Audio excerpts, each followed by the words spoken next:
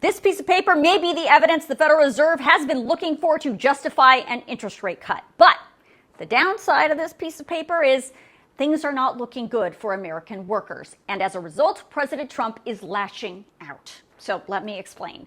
This piece of paper represents the July jobs report that was just released by the Bureau of Labor Statistics this morning. It found in the month of July, employers added only 73,000 jobs, and the unemployment rate went up just by a little, but it now is sitting at 4.2%. Those numbers are weak when you compare them to the really strong jobs numbers that we have been seeing from the labor market generally over the last 4 years. But what's really alarming in today's report are the revisions that were reported for the months of May and June. This is what the job creation chart originally looked like. You can see it's here from January of 2025 to July of 2025. So clearly in President Trump's second term, you can see really strong numbers here, January, February, March, and really strong numbers right here in April, 158,000 jobs created, jobs added to U.S. employer payrolls.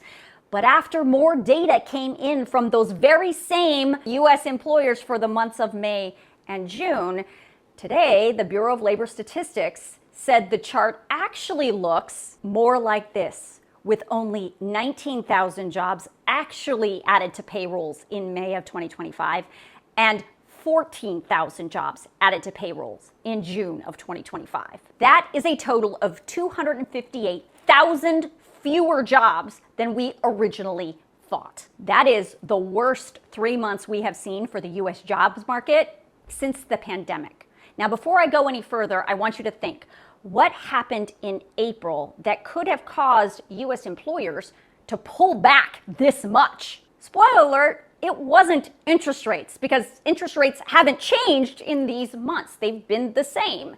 What could have caused these employers to say, you know what, I don't want to be spending money right now. I'm a little uncertain about what's going on, and I certainly don't want to be hiring any more people.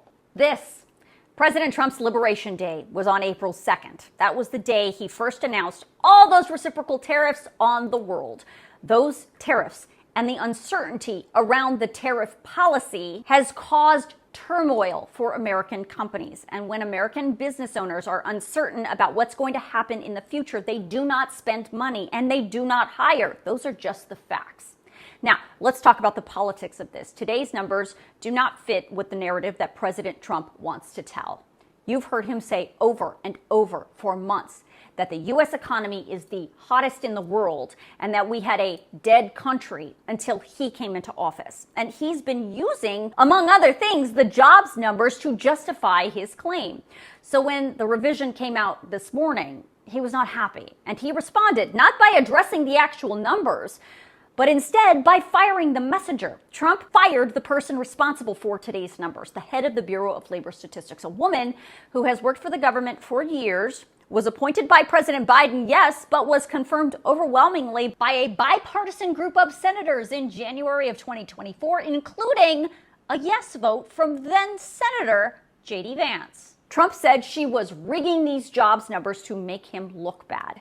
Now, you can believe whatever you want, but you have to understand the record. This is the same person who reported these strong job numbers for Trump earlier this year, and he said nothing about her rigging the numbers then. Now, let's talk about how this report is likely going to impact interest rates. The Federal Reserve has been justifying their decision to not cut interest rates by pointing to the really strong job market numbers.